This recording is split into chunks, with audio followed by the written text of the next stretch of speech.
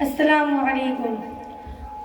الحمدللہ نحمدہ ونستعینہ ونستغفرہ ونؤمن بہ ونتوکل علیہ ونعوذ باللہ من شرور انفسنا ومن سیئات اعمالنا من یہدی اللہ فلا مضل له ومن یضللہ فلا ہادی له اشہد ان لا الہ الا اللہ واشہد ان محمد عبدہ ورسول صدق اللہ العظیم۔ یاد رکھے یہ نصیحت ہے، فرض ماں باپ کی اطاعت ہے، نہ کرو ان کو تم کبھی ناخوش، ان کے قدموں کے نیچے جنت ہے۔ معزز سامعات، اللہ تبارک و تعالیٰ کا احسان عظیم یہ ہے کہ اس نے یوم جمہوریہ کے موقع پر کچھ کہنے کے لیے یہاں اس موقع پر کھڑا کرا ہے۔ اللہ تبارک و تعالیٰ سے دعا کرے کہ اللہ تبارک و تعالیٰ صحیح بات کہنے کی توفیق عطا فرمائے، آمین۔ معزز سامعات، اگر آج کے پرفتن دور میں ہم دنیا پر طائرانہ نظر ڈالیں تو یوں محسوس ہوتا ہے کہ ہر سمت سے اپنے اپنے حقوق کی صدا سنائی دیتی ہے، ہر سمت ظلم و زیادتی کا دور دورہ نظر آتا ہے، ایک دوسرے کے حق کو مارتے ہوئے نظر آتے ہیں، ہر ایک کو دوسرے سے شکایت ہے، رعایا اور بادشاہ کو حاکم سے شکایت ہے، حاکم اور مالک کو غلام سے شکایت ہے، غلام اور نوکر کو آقا سے شکایت ہے، والدین کو اولاد سے شکایت ہے، کوئی پڑوسی کا حق ادا کرنے کے لیے تیار نہیں ہے، اولاد والدین کا حق ادا کرنے کے لیے تیار نہیں ہے، والدین پر ظلم و زیادتی کے پہاڑ توڑے جا رہے ہیں، ان کی عزت و احترام و آداب کو پامال کیا جا رہا ہے، والدین کے ساتھ گھناؤنی اور ناپاکی حرکتیں کی جا رہی ہیں۔ میری پیاری بہنوں، ہم اس ماں پر ظلم و زیادتی کی برداشت کرتے ہیں جس ماں نے 9 ماہ اپنے پیٹ میں رکھا، جس ماں نے 2.5 سال تک دودھ پلایا، جس ماں نے بچے کی خاطر مصیبتوں کو برداشت کیا، جس ماں نے بچے کی پریشانی کو اپنی پریشانی سمجھا۔ مجھے بتاؤ تو صحیح کہ یہی والدین کا حق ہے کہ ان پر ظلم و زیادتی کے پہاڑ توڑے جائیں، ان کی عزت احترام و آداب کو پامال کیا جائے؟ نہیں، ہرگز نہیں، یہ والدین کا حق نہیں ہے۔ یاد رکھیں کہ اگر کوئی اولاد اپنے والدین پر ظلم و زیادتی کرتی ہے تو وہ اپنا ٹھکانہ جہنم میں بنا لے۔ میں اپنی طرف سے نہیں کہتی، حدیث شریف میں موجود ہے، حضرت امامہ سے مروی ہے، وہ فرماتے ہیں کہ محسن انسان صلی اللہ علیہ وسلم سے ایک شخص نے دریافت کیا کہ یا رسول اللہ صلی اللہ علیہ وسلم ما حق الوالدین، یعنی کہ والدین کا حق کیا ہے؟ میری نبی کا جواب تو سنو۔ محبوب کبریا صلی اللہ علیہ وسلم نے ارشاد فرمایا ہما جنتکا ونارکا، یعنی کہ وہی تیری جنت ہے اور وہی تیری جہنم ہے۔ حدیث شریف میں غور کریں، حدیث شریف کا مطلب یہ ہے کہ اگر تم والدین کی عزت کرو گے، ان کی فرما برداری کرو گے تو جنت کے حقدار بنو گے، اور اگر ان پر ظلم و زیادتی کرو گے تو اپنا ٹھکانہ جہنم میں بنا لینا۔ میرے معزز سامعات، میں ثبوت کے طور پر آپ کے سامنے ایک واقعہ پیش کرنا چاہتی ہوں۔ واقعہ کچھ اس طرح ہے، ذرا غور سے سنیں۔ ایک نوجوان نوکری سے گھر آیا، اس کی بیوی نے اس سے ماں کی شکایت کی، نوجوان کو غصہ آیا اور ماں کو مارنے کے لیے گیا۔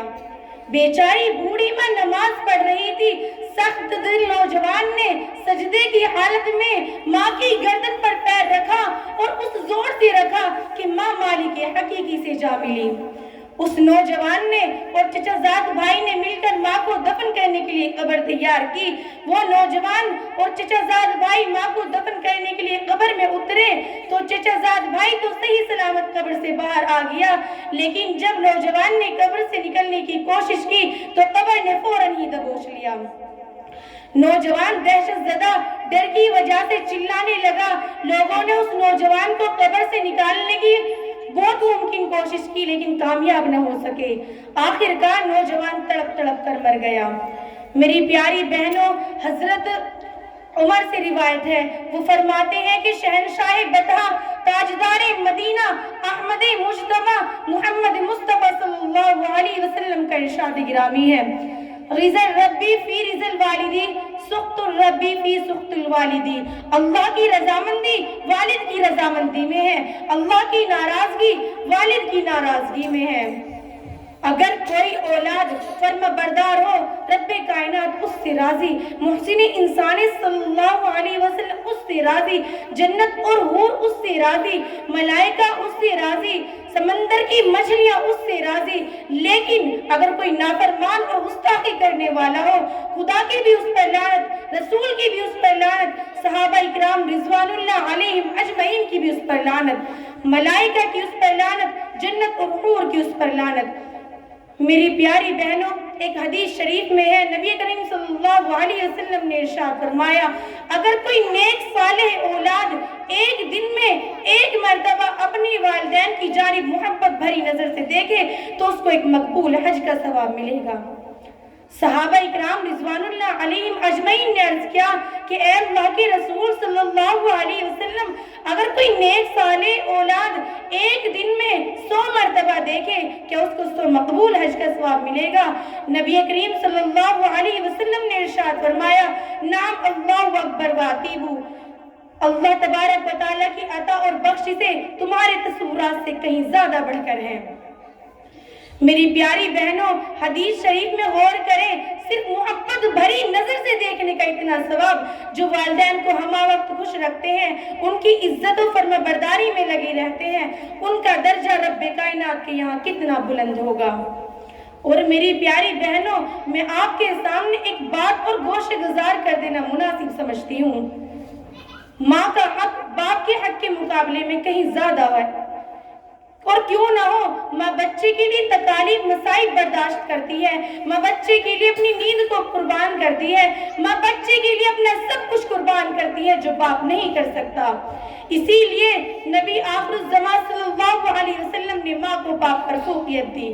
ایک شخص نے نبی صلی اللہ علیہ وسلم سے یہ دریافت کیا کہ یا رسول اللہ صلی اللہ علیہ وسلم، میرے حسن سلوک کا سب سے زیادہ مستحق کون ہے؟ نبی صلی اللہ علیہ وسلم ارشاد فرماتے ہیں، امک، تیری ماں۔ اس شخص نے پھر سوال کیا، ثم من، پھر کون ہے؟ میرے نبی نے ارشاد فرمایا، امک، تیری ماں۔ اس شخص نے تیسری مرتبہ سوال کیا کہ اے اللہ کے رسول، ثم من، پھر کون ہے؟ نبی صلی اللہ علیہ وسلم نے ارشاد فرمایا، امک، تیری ماں۔